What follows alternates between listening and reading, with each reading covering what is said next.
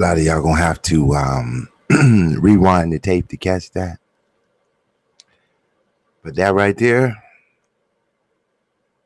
exhaling the negativity, inhaling the prosperity. Rarely do I do my due diligence of searching out video clips and web-based articles in order to prep myself for a show. It's so easy these days. I just hit the live button and spit it off the dome.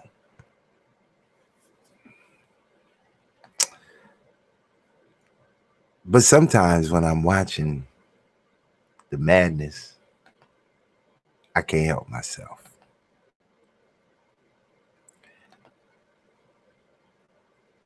I'll be wanting to have that microphone on a major stage so I can get a Coon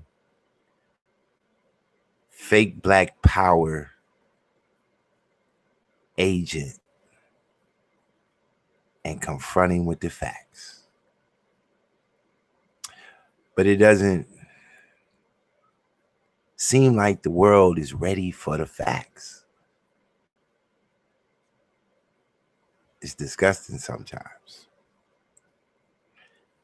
So when I woke up earlier this morning, I've been slowly tuning in to various things. And it's always apparent to me, like instantaneously, who's who and what's what and where they fall in this bigger scheme. But what's hard for me is to understand, why does the majority seem so blind to the facts? But then when I hear the artistic verbalization of the double speak assassins on the mic, I absolutely know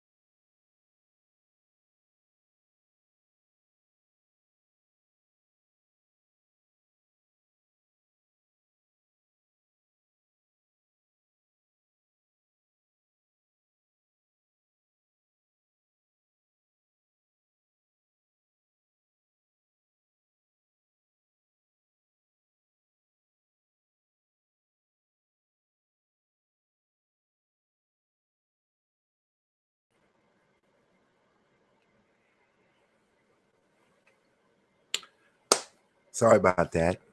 You won't believe it, but I had the power cord off on my computer and I didn't realize it, and the battery finally been dead. I've been sitting here for 2 hours not charging up the computer, and how could it magically just 2 minutes into the show, right? I'm back though. I hope y'all haven't left, because this one's gonna be a knocker. A knocker. Because it takes some motivation for me to get up on this mic and do what I do, because I'm doing it against the grain. I'm doing it against what the public wants to hear for their benefit. Because, when you tell your child to go outside and cut the yard, they don't want to do it. Or eat your vegetables, they don't want to do it. But as a responsible parent, you push the agenda anyway. You lay down the law anyway. And though you don't want to eat your vegetables, you about to open up that pie hole and I'm going to stuff them down your throat. Because you need the vitamins that's contained in them.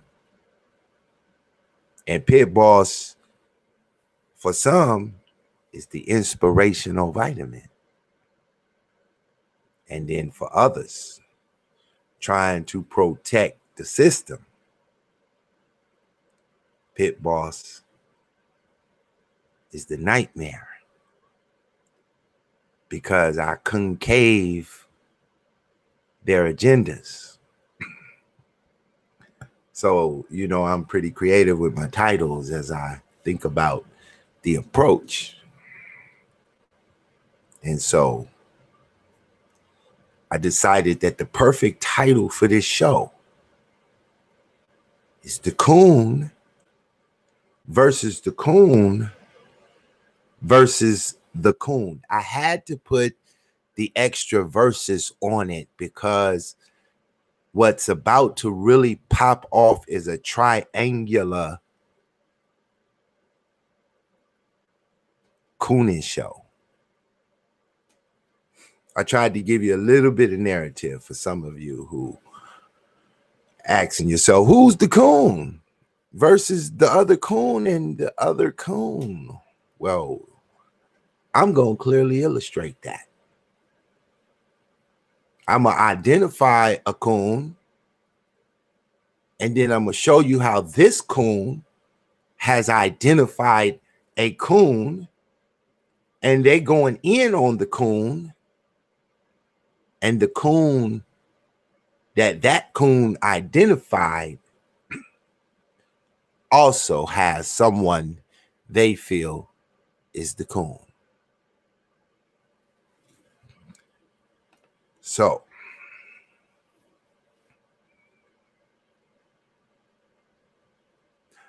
there's a narrative that's in mainstream America in what we call politics, because this show is about Black people's perspective blended in with the white America in which our perspectives are formed. Now, for some of you, this clip I'm about to play, y'all gonna swear this person is the Coon. And although they have done some cooning, this particular clip, what he's going to say is he's about to drain the swamp. He's about to bury the Coon. So some of you might feel like this person is the Coon. But today, I'm going to bust your bubble, and I'm going to properly deal with the Coon. China. You see, they laughing at me. You heard them, they scream at me. They bully me. They bullied me backstage. They said, don't go out there with that hat on. They bullied me backstage. They bully me. And then they say I'm in a sunken place. You want to see the sunken place? Okay, I'm going to listen to y'all now. I'm going to put my Superman cape on. Because this means you can't tell me what to do. Follow your heart and stop following your mind. That's how we're controlled. That's how we're programmed. If you want the world to move forward, try love. Thank y'all for giving me this platform. I know some of y'all don't agree, but y'all be going at that man neck a lot, and I don't think it's actually that helpful. I think the universe has balance. 90% of news are liberal. 90% of TV, LA, New York, writers, rappers, musicians. So it's easy to make it seem like it's so one-sided. And I felt kind of free. I thought this country said I could be me. I love me too. And I love y'all too, so bring the band back. Bring the band back. Did you feel that? You understand that? When y'all want to put your hands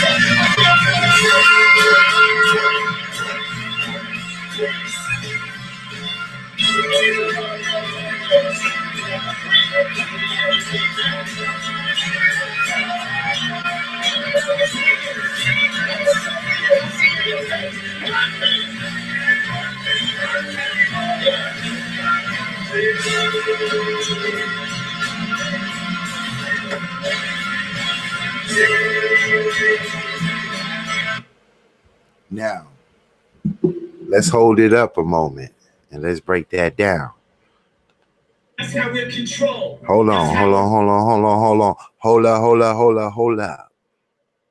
up, wait. Because this series, this particular show, the topic is too serious for me to. I'm gonna give you some pitballs later on in the show. I'm gonna turn up. Trust me. As these clips start playing, I'm gonna turn up. But I want to walk your ass into this slow. Because, see, I'm not going to get invited to the major channels. I'm going to get a dumbass Uncle Suge nigga with the police interview request. They want to keep me talking to the dumb down. Fuck them dumb downs. Nigga can't hit hard as I do. You can't connect these dots the way I do.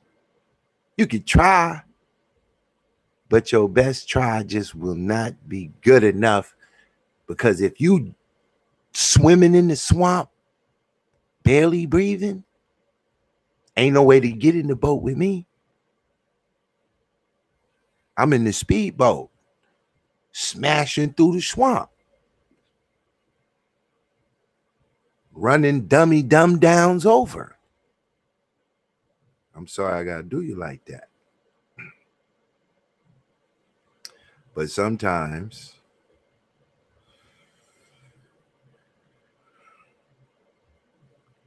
hold on.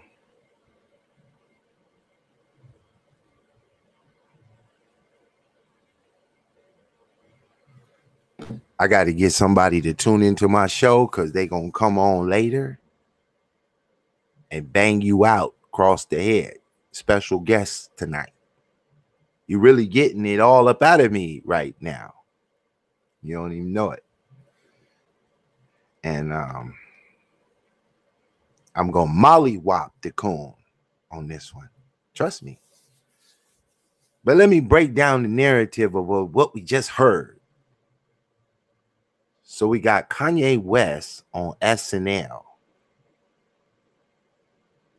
He said he felt kind of free. He thought that he could be, or let me say it the way he said it. I thought that I could be me. Free to think as I want to think. But these liberal Hollywood won't let me. It's lopsided. The entire Hollywood is based on Satanism. and they just happen to contain the liberal arts ideology, champions of the liberal art, $1 million coons, Hollywood full of coons. Let's run off a few of the popular coons in the black Hollywood. Super cooning for the goddamn white man is Snoop Doggy Dogg. Wish I could get that nigga a bone. Super coon for Hollywood. A dumbed down nigga selling you dope and guns in his rap record and then opposing the wall in California. You can't be a resident of Los Angeles and think immigration was a good thing. You got to be a dumbed down nigga. You got to be. LA is 80% Mexican immigrants in the last 30 years.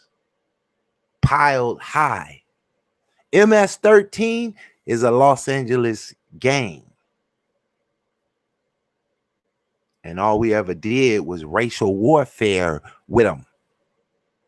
They couldn't run us out. We was too much for that ass. We shot their ass back down into Mexico, and then the nonsense violence went ridiculous. And MS-13 is now a global dumbed down Mexican gang, assassin gang for what they call the Mexican mafia. All built out of Democrats destroying black economics. So we need to understand what's behind the ideology of the coon. How did we get the name? Because, you know, on my show, I like to talk a little shit, dig in a little bit, drop my motherfucking elbow on your back. But I never do it and I don't show a little bit of information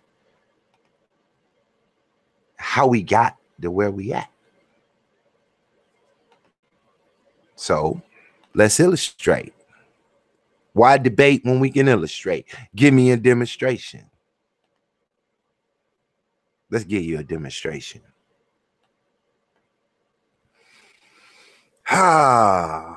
Jim Crow Museum of Racist Memorabilia. I finds this shit in Coondom. Guess what we got? Big old picture of a coon, right?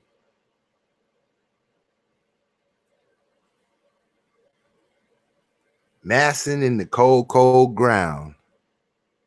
The slogan says, this is the depiction of the Sambo coon.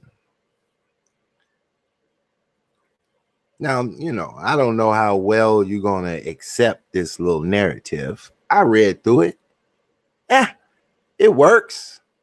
It helps to understand and illustrate the coon and how we got here. So I shall read to the coons watching. Everybody don't take that personal because, you know, if I'm calling you a coon, you hold a particular ideology. I don't have to point you out. A hit dog gonna holler. The coon character is one of the most insulting of all anti-black characters. The name itself, an abbreviation of raccoon, is dehumanizing, as with Sambo. The coon who portrayed as a lazy, easily frightened, chronically idle, inarticulate buffoon. Let me stop right there for a second. So the coon begins as a nigga from the hood. If this particular character lived in modern time, we would immediately throw that nigga in the rap game. Slow, chronically idle, don't do a goddamn thing, inarticulate, We call it mumble rap today. And a goddamn buffoon standing around with super dope jewelry on. A coon is the type of nigga who buy a Benz before you buy a fucking house. It's real simple.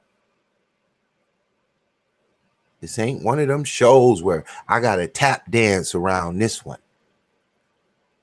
Let's move on. The coon differed from the Sambo in the subtitle, but important ways. Sambo was depicted as a perpetual child, not capable of living as an independent adult. A coon acted childish, but he was an adult, albeit for good for little adult. Sambo was portrayed as a loyal and contented servant. Let me stop right there. Put a little marker so I know where to come right back to. Let me read that line again. Sambo was portrayed as a loyal and contented servant.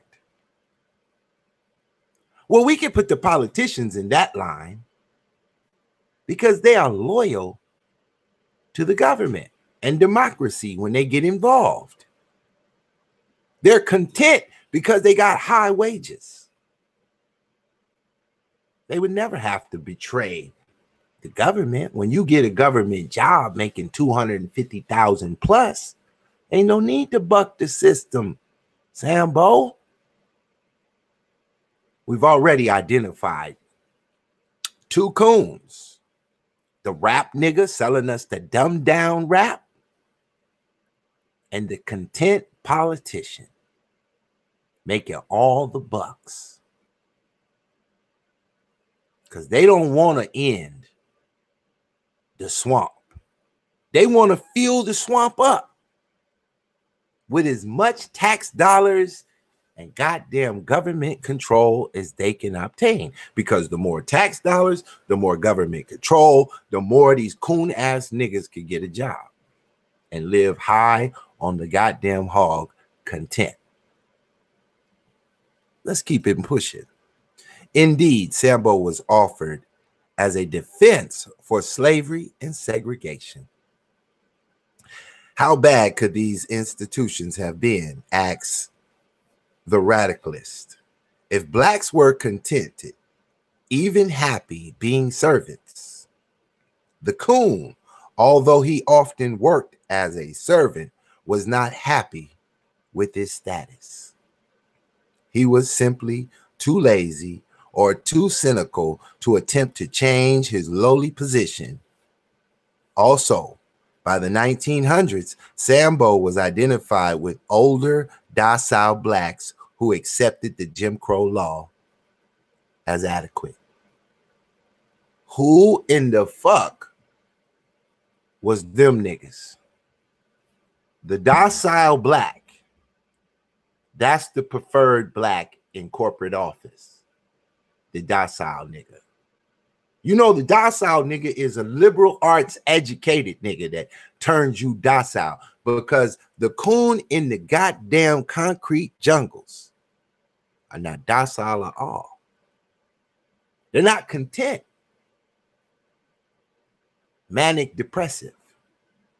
Traumatized by the gunshots every night and the goddamn ghetto birds swooping through the hood. It traumatizes a coon, causes him to wake up and act out his emotions. While on the other hand, the educated liberal arts become docile and very proper. They go for double speak master's degrees. And then they appear before us, educated, prominent, poised.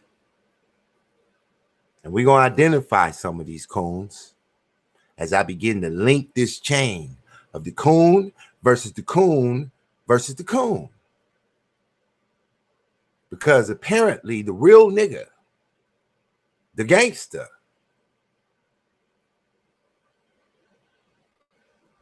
is not about to get in any positions to defeat the Coon. Let's move a little further down the road. Sambo was identified with older docile blacks who accepted the Jim Crow laws as adequate, whereas Coons were increasingly identified with young urban blacks who disrespected whites. Stated differently, the Coon was Sambo gone bad. The prototypical movie Coon was Step and Fetch It, the slow talking, slow walking, self-demeaning nitwit. It took his character almost a minute to say, I'll be catching my feet now, boss. Donald Bogle, 1994, a cinema historian, lambasted the Coon as played by Stephen Fetchit and others. Before his death, the Coon developed into the most blatant disregarding of all black stereotypes. The pure Coon emerged as no-account niggers. Those unreliable, crazy, lazy, and subhuman creatures, good for nothing more than eating watermelons, stealing chickens, shooting craps, and butchering the English language. Sound like the conscious community niggas to me. Y'all starting to develop into one of these coons. But we gonna identify you niggas later in the show. The Coon character was born during American slavery. Slave masters and overseers often describe slaves as slow, lazy, want-pushing, an eye servant, and trifling. The master and the slave operated with different motives. The master desired to obtain from the slave the greatest labor, by any means. The slave desired to do the least labor while avoiding punishment. The slave registered his protest against slavery by running away. And when that was not possible, by slowing work, doing shoddy work, destroying work tools, and faking illness. Slave masters attribute the slave's poor work performance for shiftlessness, stupidity, desire for freedom, and genetic deficiencies. The amount of work done by a typical slave depended upon the demands of the individual slave owners and their ability to extract labor. Typically, slaves worked from dawn to dusk, as they were sometimes granted leisure time on Saturdays or Sunday evenings. However, this time was spent planting and harvesting their own gardens, washing clothes, cooking, cleaning. A slave owner wrote, I was giving them half of each Saturday and often the whole day, at which time the women do their housework, therefore they are never idle. Work them like a slave while they lay back. Homie, don't play that. It's time I let them suffer the payback. Slave owners complained about the laziness of their workers. But the record shows that the slaves were often worked hard and brutally so. Overseers were routinely paid commissions, which encouraged them to overwork the slaves. On the North Carolina plantations, an overseer claimed that he was in a whole hog, man, rain or shine, and boasted that the slaves had been worked like horses. He added, I'd rather be dead than be a nigger on one of these big plantations. After the closing of the African slave trade, the price of slaves went up, thereby causing some slave owners and their hired overseers to be more careful in the use of slaves. The time had been, wrote one slave owner, that a farmer could kill and work and wear out a Negro by another. But it is not so now. Negroes are too high in proportion to the price of cotton, and it behooves those who own them to make them last as long as possible. slavery generally associated with the harvest of cotton. However, slaves worked in many industries.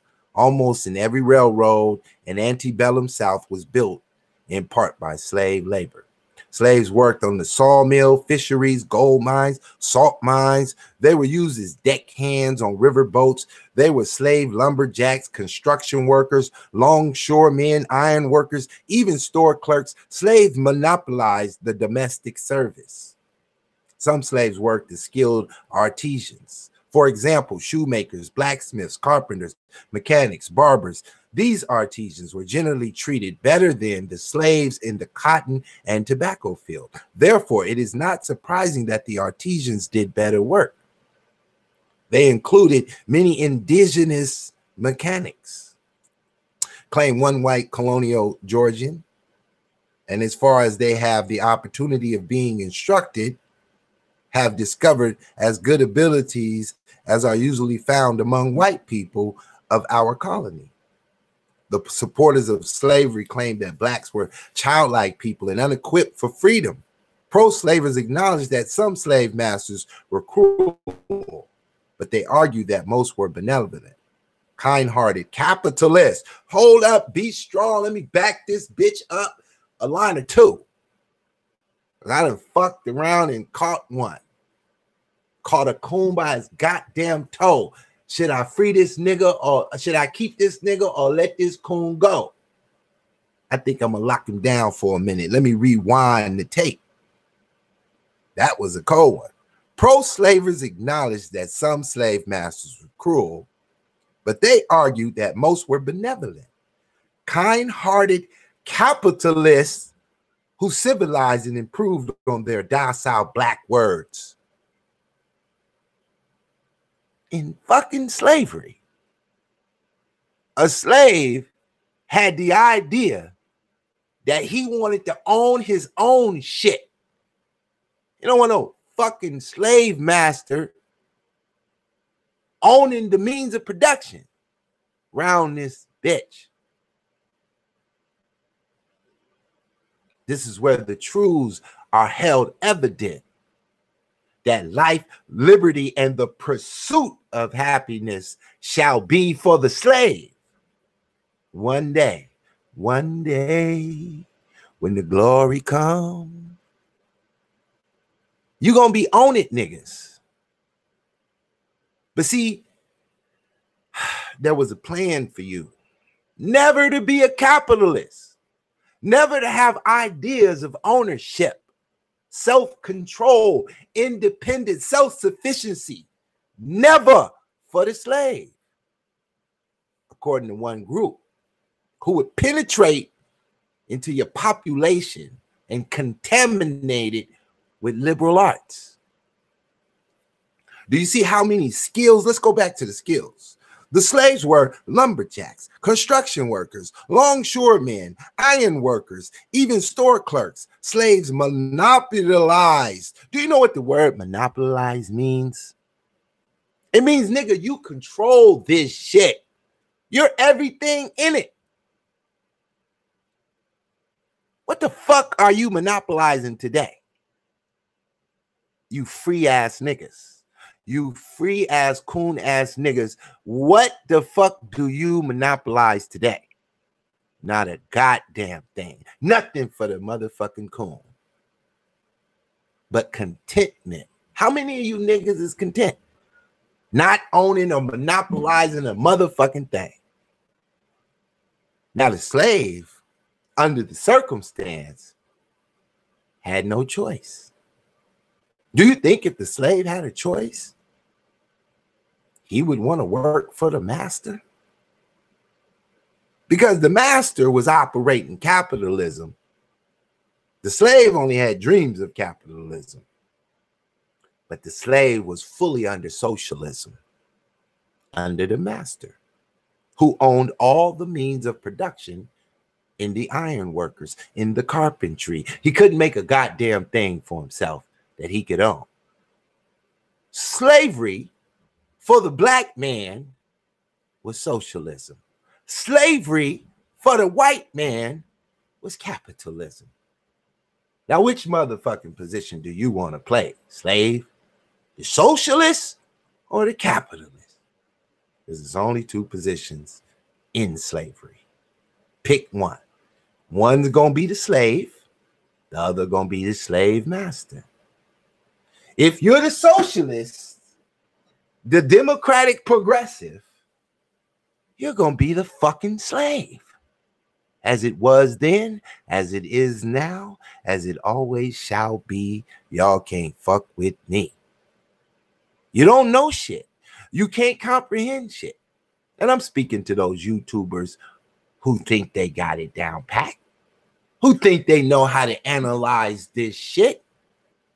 But you don't know how to analyze shit because you're pushing democratic socialism, but you yourself got a capitalistic business. You online selling t-shirts.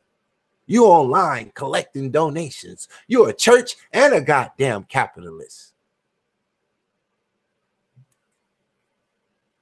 But then you turn around and fight the one person in politics, and you can't name another, that wish your bitch ass to be free. That wish your ass to have more governance over your goddamn self. And he's pushing for American nationalism. And I don't see none of you niggas claiming not to be an American. I don't give a fuck if you're Yoruba American, Ifa American, Moorish American, Hebrew Israelite American, nigga American, Coon American, nigga, you American. In all your multiple forms. Straight black cracker American. Nothing more, nothing less. Universally, the white Southern will tell you that while the old-time Negroes were industrious, saving, and when not misled, well-behaved, kindly respectful, and self-respecting, and while the remnant of them who remain still retain generally these characteristics, the new issue, for the most part, are lazy, thriftless, intemperate, insolent, dishonest, and without the most rudimentary elements of morality. Sounds like the goddamn nigga tube section of the YouTube shit. The dumb niggas jumping on my goddamn chat room with the dumb shit. The dumb nigga down liking the realest shit ever spoken in this bitch. That nigga sound like you, nigga. Now get to the down liking of the video. Do your goddamn job. Do what the fuck you came to do. Hate and block and hate and do what the fuck you gonna do. Because I'm a ball till I fall, nigga. A straight capitalist. Don't work for nobody. You ain't seen me working for nobody. And say what I want, when I want, how I want, to who I want, and fuck you if you don't like it. Oh yeah, I brings this shit with venom. Because that wakes you niggas out. You coon ass niggas know who you are. Or you recognize who the fuck the coon is. And today, we're going to put the coon versus the goddamn coon, and we're going to watch them tear their coon asses apart. But first, we got to lay this long foundation. Racially, characters are undergirded by stereotypes. And stereotyping of the blacks as coons continued throughout the 20th century. The pioneer study of racial and ethnic stereotyping in the United States was conducted in 1933 by Daniel Katz and by Kenneth Brayley, who social scientists, here comes the flip. 1933, Marcus Garvey got his ass on the boat and he up out of here. W.E.B. Du Bois is rethinking black atheism and integration, and the NAACP is thinking about getting his ass up out the organization. And while all that's going on, Somebody then recognized the Coon and wrote about it. They questioned 100 Princeton University graduates regarding the prevailing stereotype of racial and ethnic groups. Their research concluded that blacks were consistently described as superstitious. Huh? Sound like the conscious community. These niggas is superstitious. They walk in a dark closet and swear Ogun is in there. These niggas got black cats tattooed on their ankle so that they don't ever cross the pole and see the cat. These niggas are superstitious. That's what you call African spirituality. This is another word for blacks were consistently described as African spirituality and happy-go-lucky and lazy. These backwards ass niggas in the conscious community is happy-go-lucky and lazy. They don't do a goddamn thing but speeches and YouTube videos.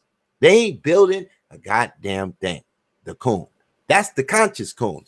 But we not there yet. I'm pushing too far into the show. This is one of them 8-hour shows. If I decide to go that long, I can go. Trust me. My computer is filled with this shit. I took all day lining this shit up. I ain't gonna ask for no money because only the Coons got some goddamn money. And they ain't gonna give it to me while I tear that ass up, right? So let's get past that. The respondents had these views even though they had little or no contact with blacks. This study was repeated in 1951. And the negative stereotyping of black persistent Gilbert, the civil rights movement improved whites' attitudes towards blacks. The civil rights movement. That's what they attribute. The stereotyping of the Coon among whites. And what was the civil rights movement? The docile Coon nigga. That's what's them. We shall overcome. Bap! Hit in the head with a water hose. Chased down with dogs. Trying to be peaceful.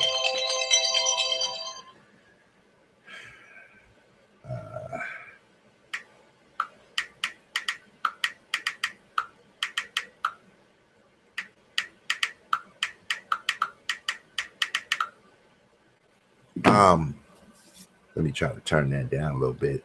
It might go off like a high school bell. For some reason, when I get to cracking, everything goes down. You know, I cancel the show if some money call on this thing. I'll be like, hey, sorry, Coon, I gotta go. But for now, I tried to get everything that I needed important to do done so I can get over here and deal with this Coon. The civil rights movement improved whites' attitude towards the blacks, but a sizable minority of whites still hold traditional racist views of blacks. In the early 1990s, studies conducted at the National Opinion Research Center found that the majority of whites, Hispanics, and other non-blacks displayed negative attitudes towards blacks. Hispanics? Niggas jumping over the wall? Well, they ain't got to jump over the wall. Running across the goddamn desert with no barrier holding their ass back. Then came over here and now they looking at your ass like a coon. And now all of a sudden we got black politicians who just love the immigrant. And we need to let these niggas over here so they can look down upon us. And you niggas just stand there pushing the Democratic progressives. Keep going, Democrats. You don't want to fuck with the one white boy who willing to put a goddamn wall between you and those that are tearing up your economic development, outworking your ass because you lazy, outworking you because you uneducated, outworking you because you slur and fuck up the English language terribly. And you got a bad attitude. And you disgusting. And when he get over here and he see this coon nigga, he can't believe it. It's a fucking coyote versus a coon. You know, they call the Mexicans coyotes that bring their ass over here to confront the coon. And it's nothing to outdo the coon, the lazy ass watermelon eating fried chicken ass nigga. It's nothing. You're too easy to beat. That you need all the fucking help that you can get if it's from the worst racist ever born in America. If he want to help your bitch ass slow that down, what the fuck are you fighting it for? But you can't see it because coons got rings around their goddamn eyes that blind they bitch ass from the truth. You know, the ring around a coon's eyes is to prevent the glare of the light shining in his goddamn eye. But the light is the illumination of knowledge. And because you a coon with a big black ring around your goddamn eye, you cannot see the illumination of knowledge, and thus your motherfucking ass is woke. And today, woke mean that your bitch ass done ran back to African spirituality because you hate the American system. And you try to blame it on white Jesus as much as you can. As much as you niggas hate Jesus, how in the fuck can he have you enslaved? Yet your bitch ass is still enslaved. You know you don't deal with white Jesus. You ain't picked up a Bible in 1,000 years, but yet you still say you enslaved. If white Jesus got you enslaved, eject him and you should be free, nigga. But apparently, you niggas ain't free. You sitting in a Benz looking like a peacock with a fucking 9mm with one clip. It take 20 shots just to aim at a nigga before you hit him.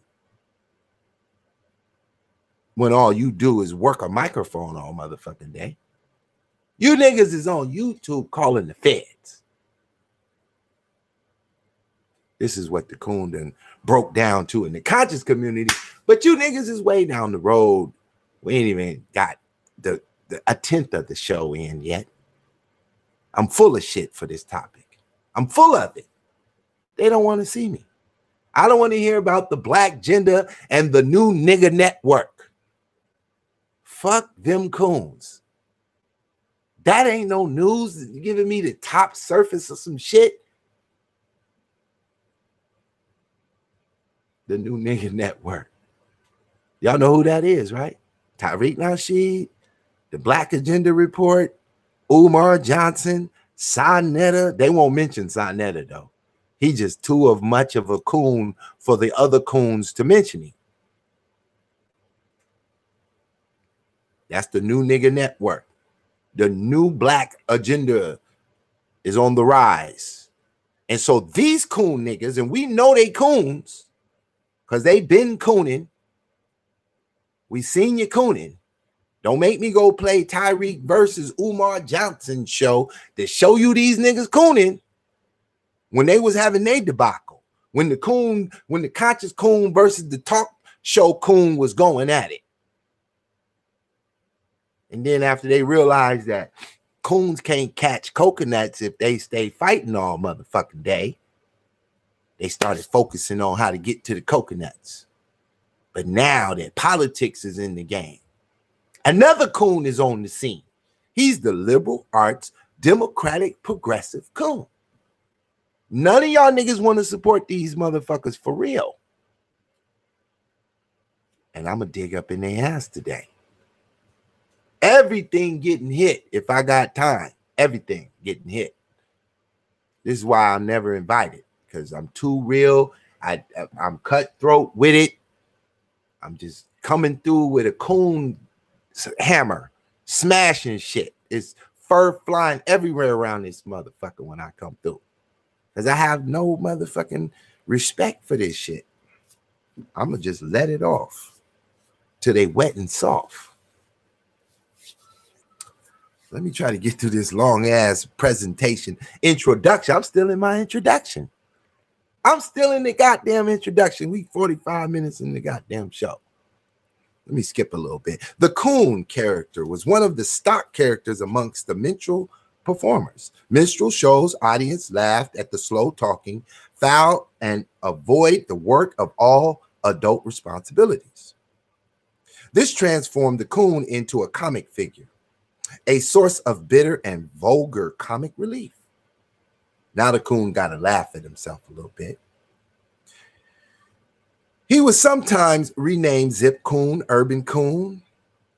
If the minstrel skit had an antebellum setting, the Coon was portrayed as a free black.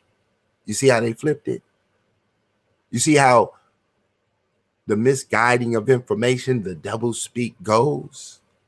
This Coon starts off as the goddamn slave, sitting around lazy, don't want to do no work. And 100 years later, now it's the free black. He's the Coon because he ain't in slavery no more. He working on being a capitalist. Might I mention, when we came out of slavery, we turned into Republicans, and we was following a Republican do-for-self agenda until the real Coon came along, until the sophisticated, charismatic, liberal arts educated Coon, PhD niggas came along. Turned you niggas into liberals. Now you niggas looking kind of ciblos. But we gonna get there. You just hang on, you Zip Coon, you Urban Coon. But the minstrel show was depicted him as a gaudy, depressed dandy who put on airs. Unlike Mammy and Sambo, Coon did not know his place. He was taught that he was smart as white people. However, his frequent malpropriism and distorted logic suggested that his attempt to compete intellectually with whites was pathetic. His use of the bastardized English delight white audience and reaffirmed the then commonly held belief that the blacks was inherently less intelligent. The minstrel Coon's goal was leisure, and his leisure was spent strutting, styling, fighting, avoiding real work, eating watermelons, and making a fool of himself. If he was married, his wife dominated him. If he was single, she sought to please him with flesh without entanglements. Ain't that a bitch? Hollywood film extended the brutalization of inherent in the Coon image. The first cinematic Coon appearing in Wooing and Wedding of a Coon, 1905. You know who put these movies out in 1905, right? It was the Jews. They started Hollywood, formed and framed Hollywood. They hate white Jesus, but love him for you. They hate Christianity, but love it for you. As long as you're a Zionist Christian, they'll soon make you that. And then from a Zionist Christian, they'll begin to make you feel like the Bible isn't real. And then you'll digress and you'll become comedic. And then you'll digress some more and you'll become a black atheist. And then you'll start to imagine that you're God and you'll become a Hebrew Israelite. No matter how you transform, we always know you're a Coon. Always. We can always see through your mask the big black rings around your Coon ass eyes. We could always see you, Coon. In the 1929 Fox film Hearts and Dixies, Chloe is married to a gummy and languid, shiftless husband whose misery in his feet prevent him from being of any earthly good as far as work is concerned. Although once away from his wife, his eyes, he can shuffle them with tirelessness and lanky abandon of a jumping jack. Chloe dies of swamp fever. That's what you niggas is dying of now. You're swimming in the swamp and you caught swamp fever. And you just can't wait to get rid of a capitalist who wants to shrink the government, get rid of taxes, and bring businesses back to America so you can transform that into Kamala Harris, who wants to put a 70% tax on the businesses to run their ass back up out the country. Like a motherfucking coon is supposed to be. It's amazing. The Coon is an interesting character. The Coon. Many people have fallen victim to becoming a coon. By circumstance, one can be a coon.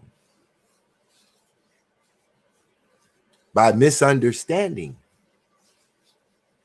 And if you sonetta, bastardizing of the English language could immediately deem you a coon. Based on the narrative.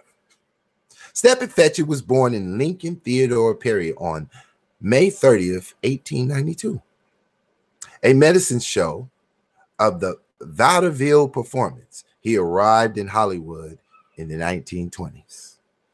Perry claimed that he got the name Fetchit from a racehorse that won him money. However, he also told in an interview that he came to Hollywood as a member of a comedy team known as Step and Fetch It, and later adopted the variant of the name. His first featured movie role using the name Step and Fetch It was in MGM's Old Kentucky. Weather and Gummy, Step and Fetch It, or other names, he essentially performed the same role. The Arch Coon, a cinema historian, said this: Fetchit became identified in the popular imagination of the dialect-speaking, slump-shouldered, slack-jawed character who walked and talked and apparently thought in slow motion. The Fetchit character overcame this lethargic only when he thought that a ghost or some nameless terror might be present. And then he moved very quickly indeed. I'm going to stop right there and ask y'all, how is it that we can look back 100 years and find an ideology that is heavily present in the conscious community, in the ghetto, and in politics of Black people, and Hollywood of Black people? Now, I think that introduction fully landed the history of the coon. And now that we understand how the goddamn coon came to be, we have some ideal of what the historical coon is in different fashions and different forms. We now can proceed to understand how in modern time, 2019, as the democratic race begins, that is natural, they have to fight and argue. And they have to put up such a presentation that they sometimes got to badger one another in order to present themselves as the head of the pack. And because of this flaw, because this goddamn coon has to come out, I want to now dig into some audio. Now, before I get all the way into this show, I'm going to fast forward the tape towards the end of the show. And our coon speaker, his name is Tariq Nasheed. We're going to examine his show. A lot of you have watched it. 77,000 people have tuned into this show. Many of you watch the Coon Network religiously, because if it wasn't for the Coon Network, your ass would be bored to death, because the Coon always played the entertainer. That's what the Coon does, entertains. And thus, Are you entertained? So what interests me about this portion of this particular audio is that this coon ass nigga, Tariq Nasheed, mind you, he doing an awesome job knocking the coon politicians and the coon journalists because it's easy to see they're coons. But it's hard for him to see that he's a coon. It's hard for him to see that because he identifies them as coons. But he just can't see the coon in himself. Even though he put out that bullshit ass song, Cooning for the nigga tube, he still ain't a coon because, you know, that was entertainment. That was for fun. Even though he put out these coon ass DVDs that educated other coons on their place in the coondom leanie that they all want to be a part of, he can't see it.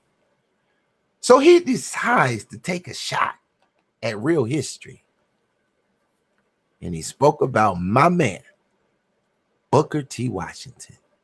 Now, he never spent time on his show taking you through the long and exhaustive process of historical information based on Booker T. So y'all know he ain't qualified to talk to me about no Booker T. Washington. He don't know shit. This little lightweight commentary. Well, I got hundreds of shows exhaustively pointing out what the fuck is really going on. But he's not all the way wrong. I think that Tariq Nasheed is pretty intellectual, sharp-witted. He delivers a great show. But his information ain't deep because his audience ain't deep. Coons don't go dig deep down into the ground. They run on the top of the surface. They stay on the surface. They might bury in a little hole just to duck and dodge the illumination of the light. But they ain't gonna dig way down in the dirt like a gopher. Hell no. Coon is lazy. He ain't digging down that deep. He gonna steal his food out of a trash can. He ain't gonna go hunt it down. He's a thief. Let's deal with it. See a lot of that boule stuff coming up out of there. A lot of that boule, Lynx, Jack and Jill coming up out of there. Shout out to Howard. No disrespect. Hold up. See, I gotta stop and comment already. I can't even get 10 seconds in the goddamn audio. So Tariq Nasheed is able to identify the coon boule nigga. It's easy target. Now, we dealt with the boule on my channel. I covered the Spin Guard medals list of boule top tiers year for year. We put on, everybody knows Steve Coakley exposed to boule. We know that by master degrees and PhDs, the boule are primarily liberal arts in education.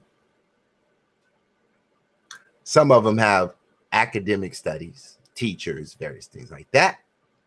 But primarily, the boule consists, they support the NAACP, they support the Democratic Party, and they also propagate democratic socialism.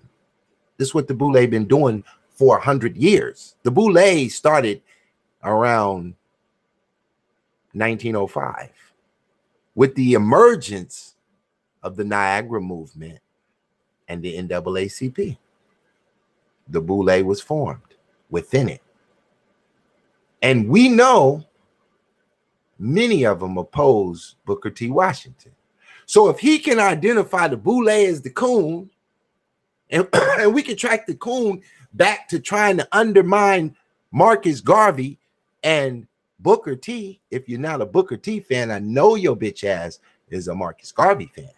If I can directly identify that the Boule is directly opposed to self-sufficiency and independence of the Marcus Garvey Pan-African movement, then that means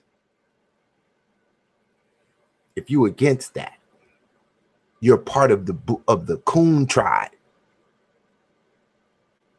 If you're against the Garvey movement.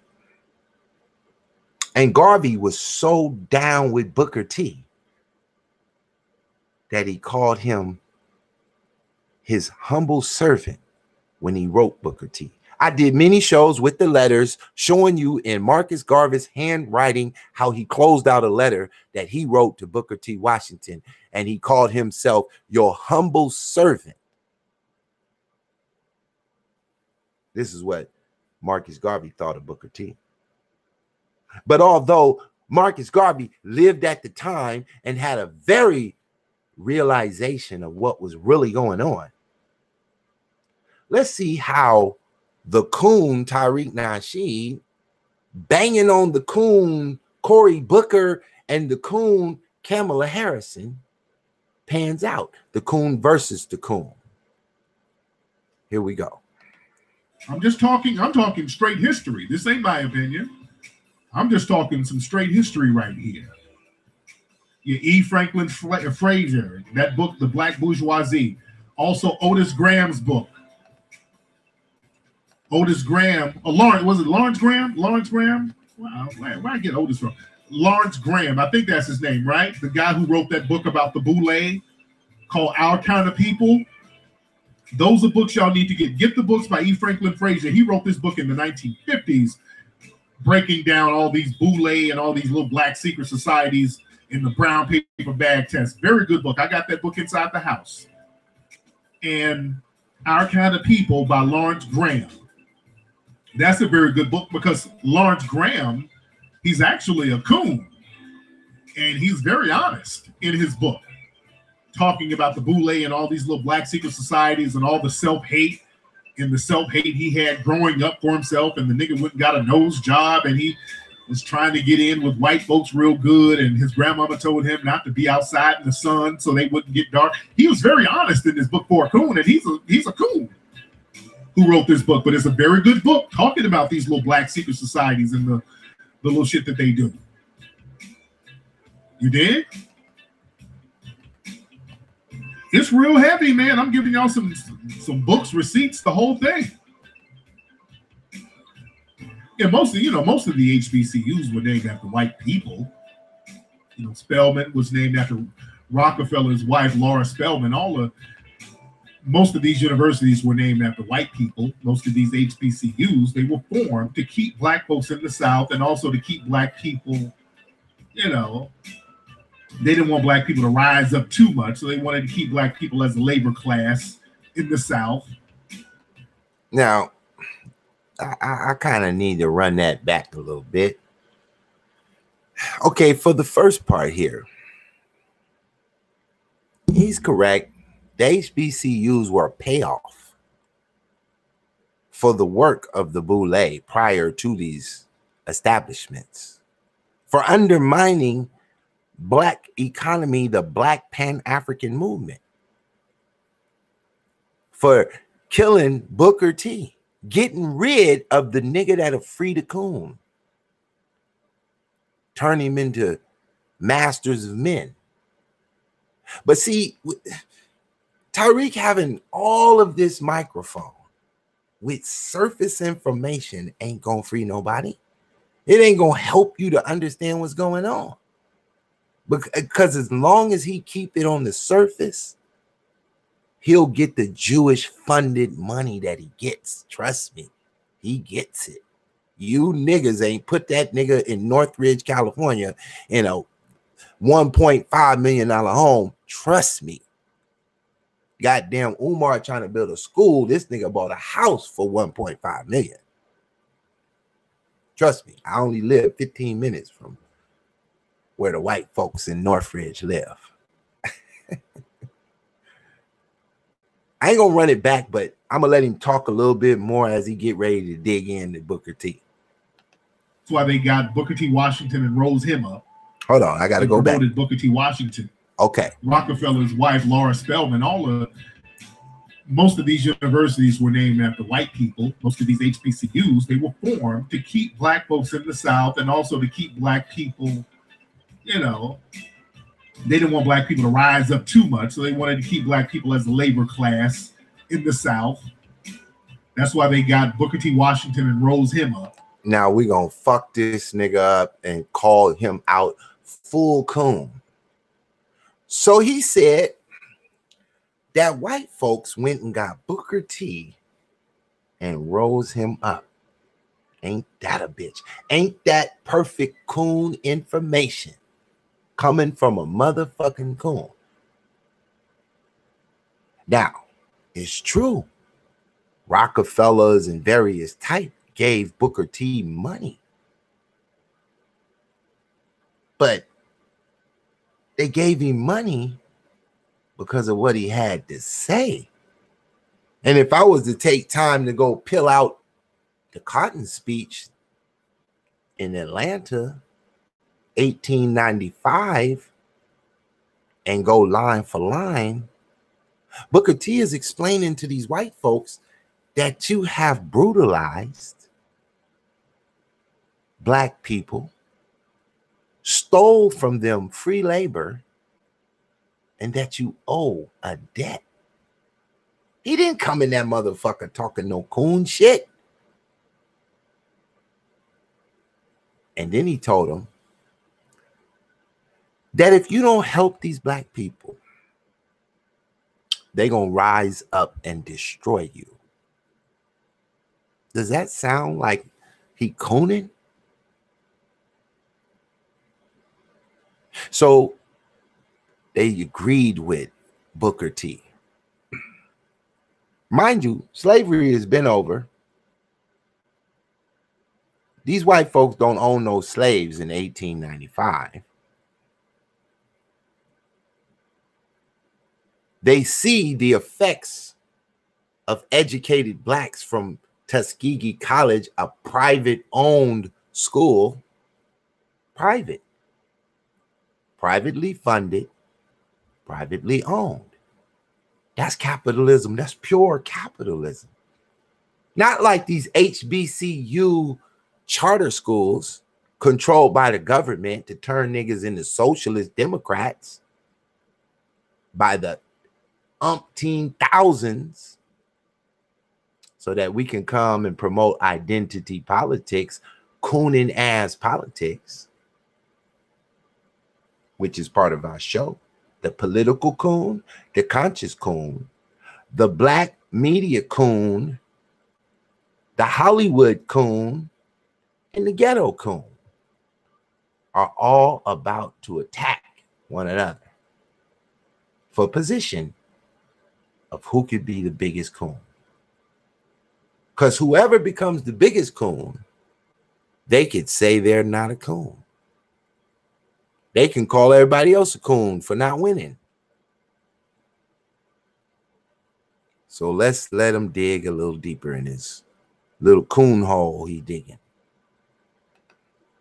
And promoted Booker T. Washington. And Booker T. Washington, the thing about Booker T, because a lot of folks thought Booker T. Washington was a coon, because again, he was the son of a slave master too.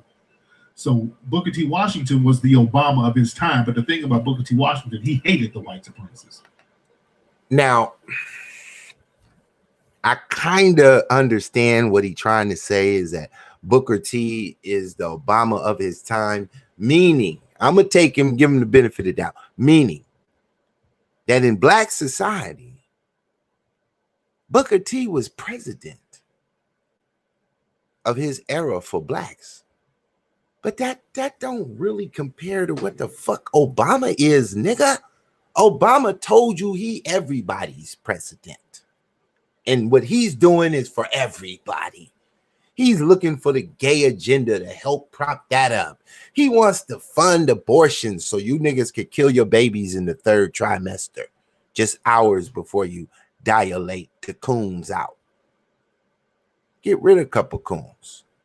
You know, you only need 3 or 4 coons. You don't need 50 coons.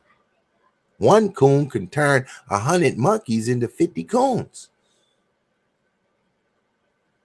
So he kind of trying to make the comparison of presidential status. I give him that. And he wrote in his secret diaries how much he hated their ass. So he would get his money and fund radical groups. Booker T, he was a rider on the low. Oops. See, I forced these niggas to look at Booker T. Trust me, these niggas had no clue. They ain't got a video the first time I know goddamn Booker T till I just pounded and pounded and pounded and pound that shit on the air. 100 views at a motherfucking time. 10,000 videos times 100 views got these niggas listening. And as I went so thorough with the motherfucking exorcism I was giving these coon ass niggas, they had to go open up a Booker T book. They was forced to say, wait, what the fuck? What the fuck? Booker T building the STEM. These niggas wasn't talking about no STEM program. A coon ain't never promoting the STEM. Ever. Unless he promoting STEAM. Coons promote STEAM. The real promote the STEM. Because, you know, the coon started feeling a little disgusted that he ain't talking about mathematics, economics, and all that type of stuff. But you can't forget the arts. Don't forget the arts. So the coon wants to turn STEM into STEAM. Because you can't let these coons learn how to build the nuclear bomb. You got to keep these coons dancing.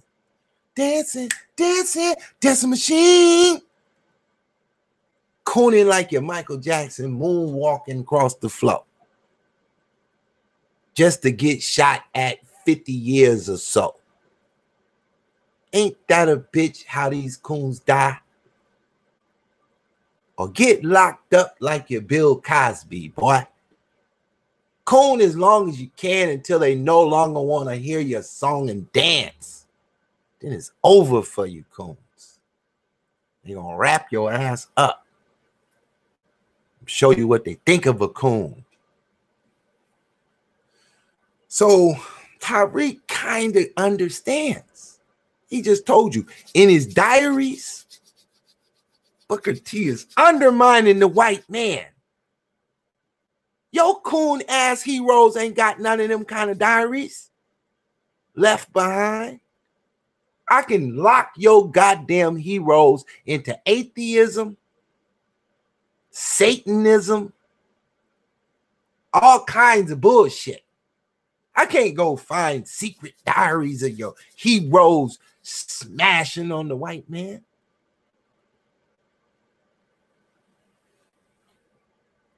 This is why Marcus Garvey called him your humble, seeing himself as his humble servant. Because he came to serve this agenda of the STEM program. But this nigga talking about manual labor and cheap labor. And nigga, do you know if you ever want to take the hood back, you got to do the work. And doing the work mean you got to make the streets. You got to build the light poles. You got to lace the electricity and the fiber optic, nigga.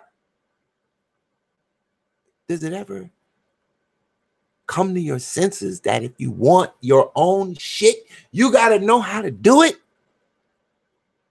And this is why the STEM is the foundation of Black economics.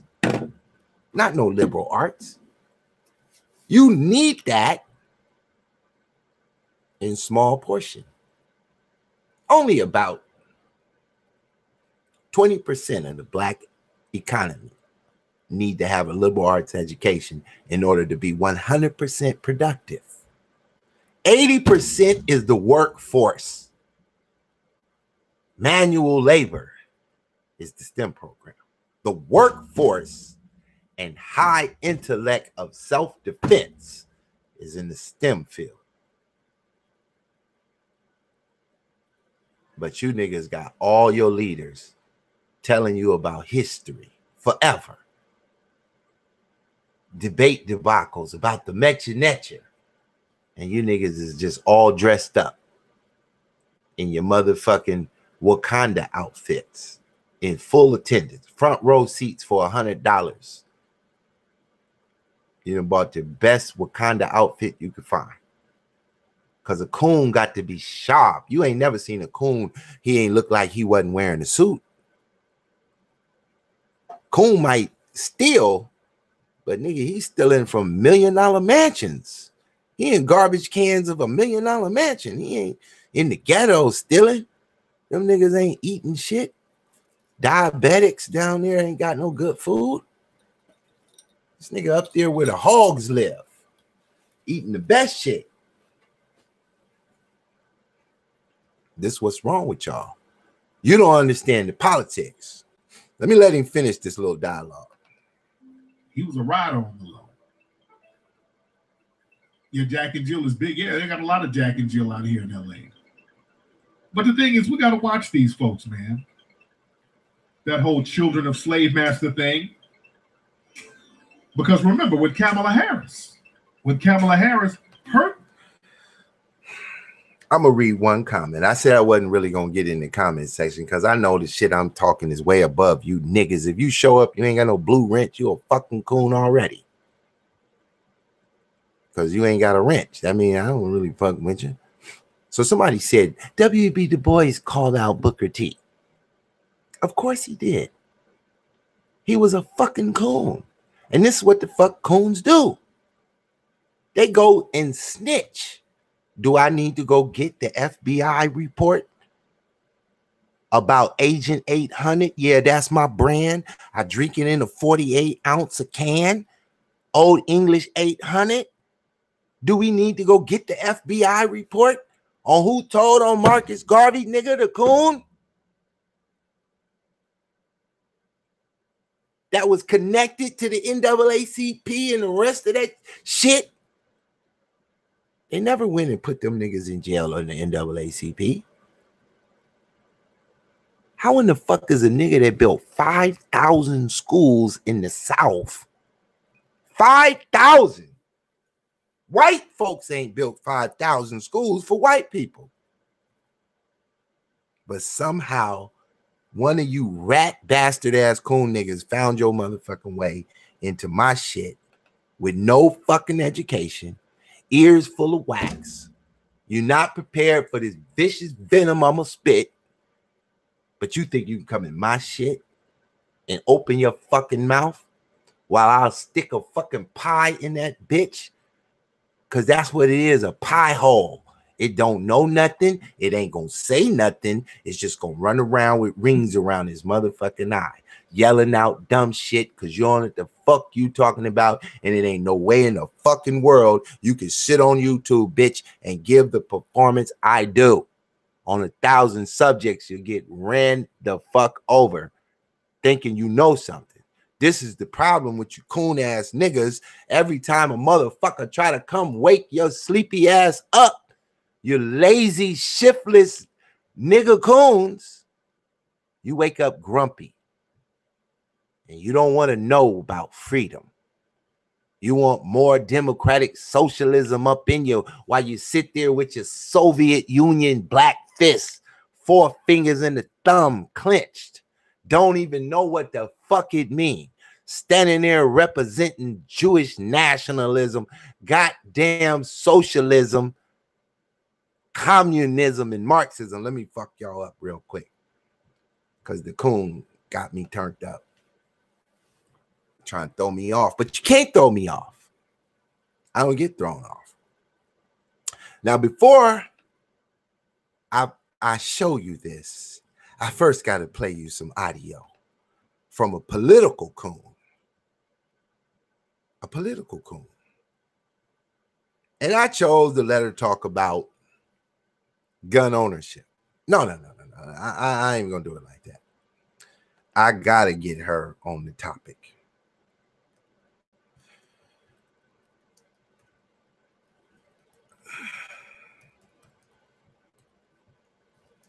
Now, I'm gonna do it this way. I'm gonna let Al Tucker swipe her ass off the board.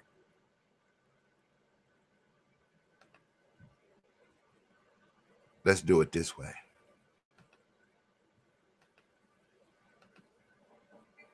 Fox Fox News host Tucker Carlson took aim at Stacey Abrams for her defense of one of the most controversial ideas in America, identity politics. She often argues that embracing identity politics and empowering marginalized groups is how the nation can grow. Carlson, however, doesn't see it that way. The marginalized, she writes, include, quote, women, Native Americans, African Americans, immigrants, and the LGBTQ community. The dominant are everyone who's left. So do the subtraction. That's only one group. You know exactly who they are, and so does Stacey Abrams. She says these people, these unnamed people, are responsible for the suffering of everyone else, and we need to overthrow them. His comments come amid a wave of criticism from President Trump and the GOP against the rising Democratic star. Trump said it would be a mistake for Abrams to run in the 2020 Georgia Senate race on the same day she delivered the Democratic response to his State of the Union address. Democratic leaders, in contrast, applauded her response and urged her to run. Stacey is a rising star inside of the party. I think she's shown what's possible in Georgia. We're looking at a new swing state. And I think she reflects the diversity of the country, reflects the diversity of the party. Even former Vice President Joe Biden praised Abrams, adding that she achieved in her brief speech what Trump failed to do in over an hour.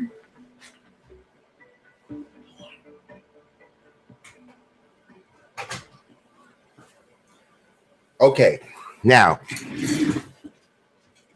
I didn't quite think that clip fully addressed what I wanted to say about this, so I'm going to play another. We're going to get one, because I'm kind of going off the dome with some of this. So bear with the program as we get into the political coon. A woman named Stacey Abrams gave the Democratic rebuttal to the State of the Union address last night. Abrams is not an office holder. She's a former state legislator from Georgia. She lost the governor's race there in the last election. Nevertheless, party leaders clearly have big plans for Abrams. Her speech last night wasn't much. She talked mostly about herself. But far more interesting is a piece that Abrams wrote in this month's Foreign Affairs magazine.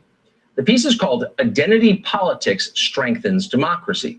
And if you want to understand what the Democratic Party seeks for this country, you ought to read the piece.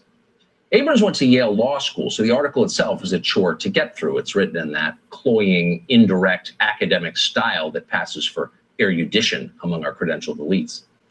Lots of meaningless adjectives, very few declarative sentences, but you'll get the point anyway. It's crystal clear. Quote, by embracing identity, Abrams writes in the final sentence, Americans will become more likely to grow as one. So ponder that for a second. The less we have in common, the more united we will be. Is that true? Well, of course not. It's absurd. Even Stacey Abrams doesn't really believe it. Nobody does. Abrams doesn't even bother to defend that premise, much less explain how exactly identity politics will unite this country. Unity is definitely not what Stacey Abrams is interested in, just the opposite. What she's selling is bitter division. Abrams spends the bulk of the piece calling on what she describes as the marginalized to unite against the, quote, dominant groups. So who is marginalized and who is dominant? That's not a small question. In the scheme of identity politics, it's the only question that matters. Everything rides on who's the victim and who's the oppressor. That's the entire equation. And Abrams spells out the answer in very clear language. The marginalized, she writes, include, quote, women, Native Americans, African Americans, immigrants, and the LGBTQ community. The dominant are everyone who's left. So do the subtraction. That's only one group. You know exactly who they are, and so does Stacey Abrams. She says these people, these unnamed people, are responsible for the suffering of everyone else, and we need to overthrow them. She uses the language of violence and war to describe what must come next. Quote, politics is the most effective method of revolt. Revolt. People get hurt in revolts. That's the nature of revolts. Stacey Abrams knows that. She wants one anyway. She doesn't hide it. Demagoguery like this would make a certain kind of sense if your only interest was in winning elections and you didn't care about what happened afterward. That's where Democrats are right now. The Democratic Party is a highly unstable collection of interest groups, many of them with radically different interests and goals. It's not a natural coalition. There's no reason all of these groups should be voting for the same candidates in every election.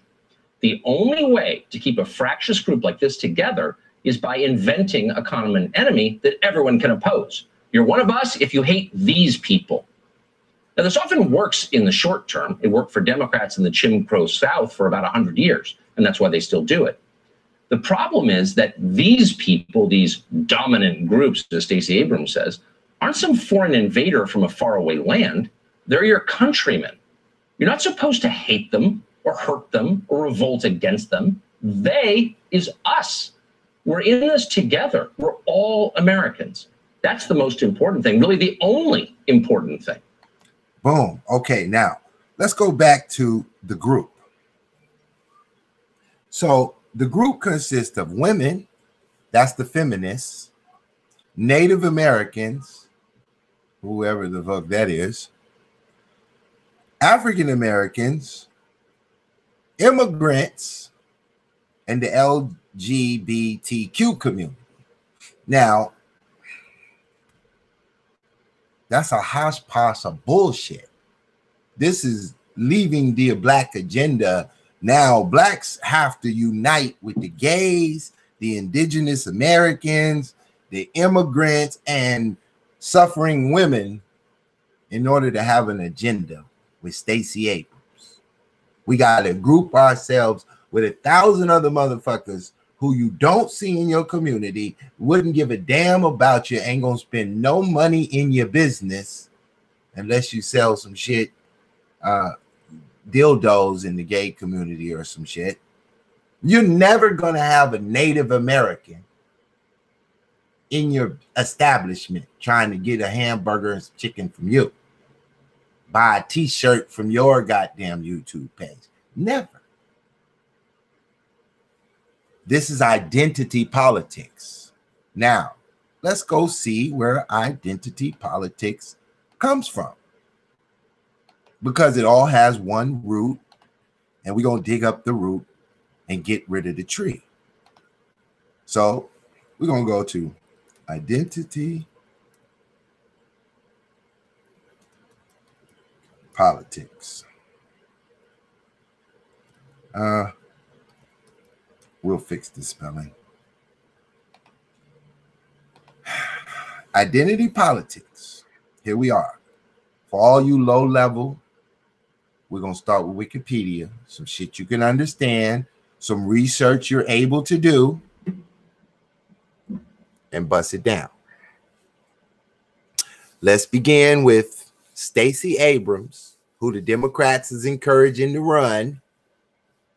Because she's a solid candidate, they say, because she pushed democratic values, right? Your African American values are wrapped in saliva in the Democratic Party, and thus they have put upon you this, because the Democratic Party is a fractured group of ideas voting for the same candidate. They don't care what happens once they get office. They just don't like Trump draining the swamp. And you niggas are swimming in the swamp. And if we drain the swamp, you niggas can stand up like men and women and walk again in the mud. The term identity politics refers to political positions based on the interests and perspective of social groups with which people identify. Identity politics includes the ways in which people's politics are shaped by aspects of their identity, though loosely. Correlated social organizations. An example includes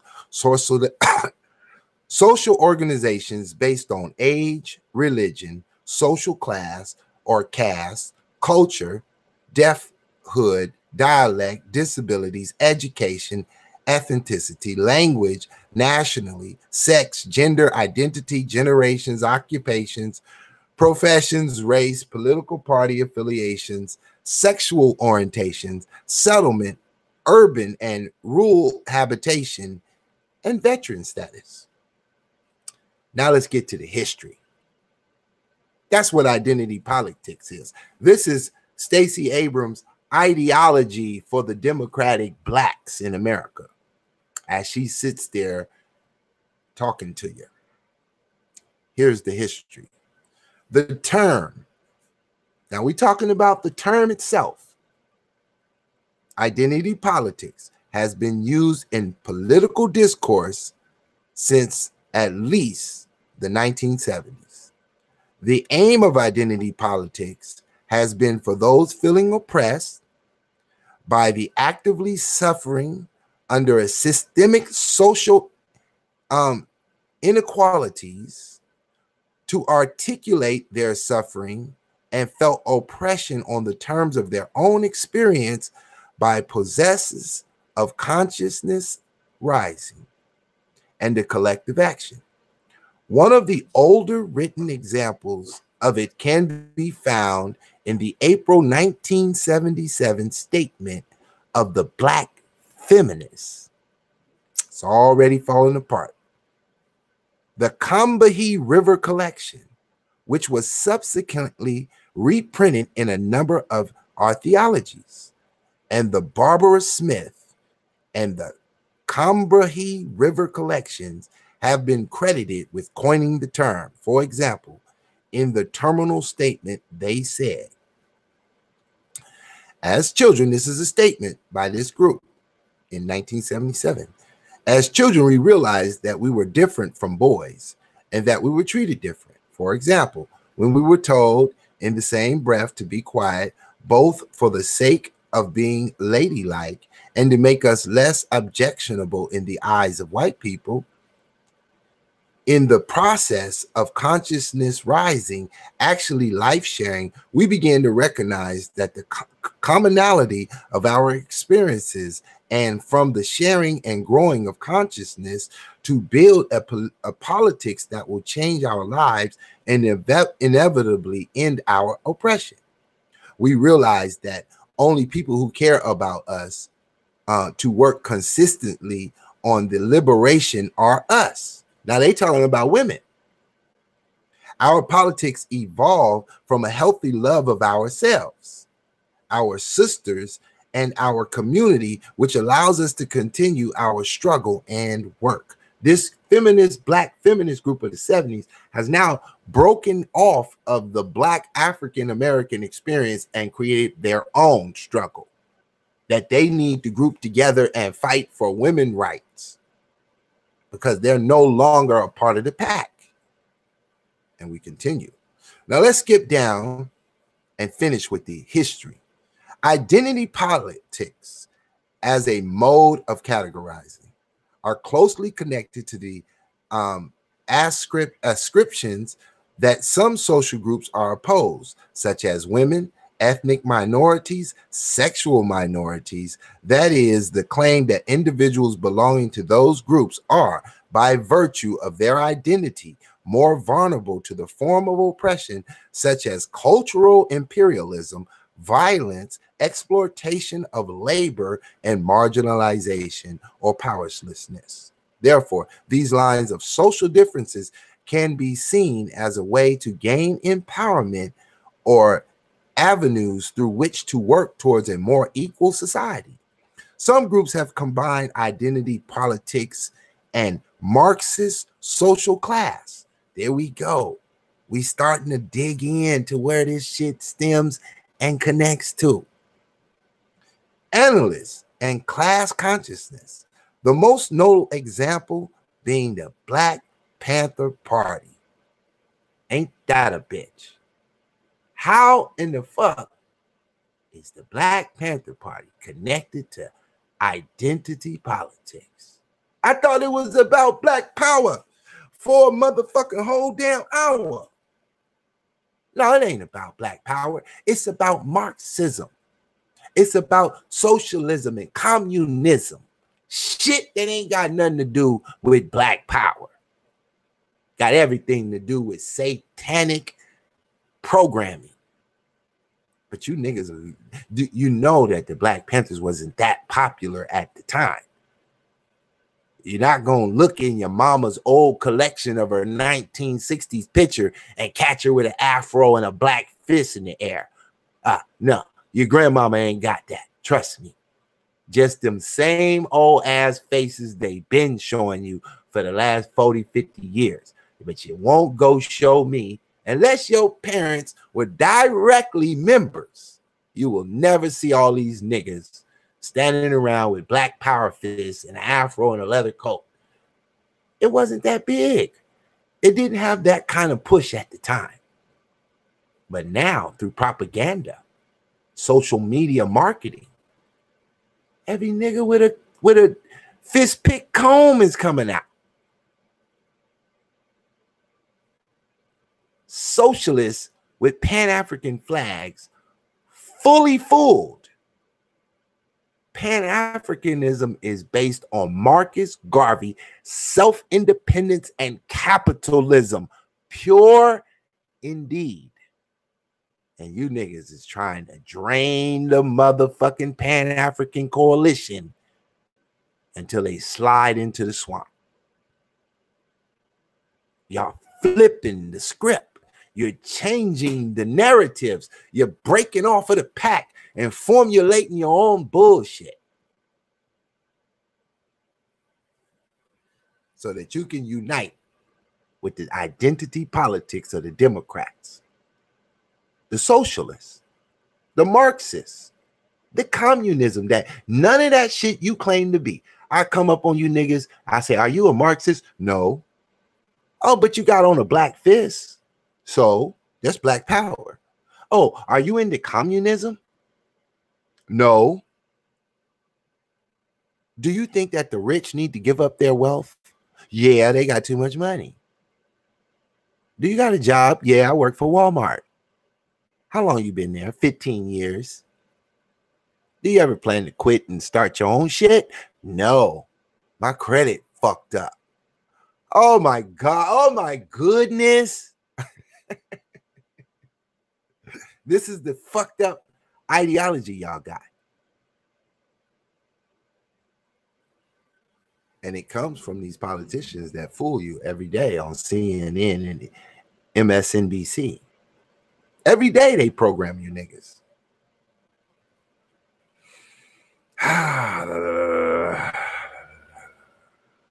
All right. We got enough in on that. Okay, y'all. This is such a lot of information. It takes me so long to walk this down the proper way. Hold on, let me. Oh shit! Now the computer want to act up for you act right. Get your motherfucking act right. Am I still alive? Hold on. Let me see if it's gone. All right. You don't want to act right.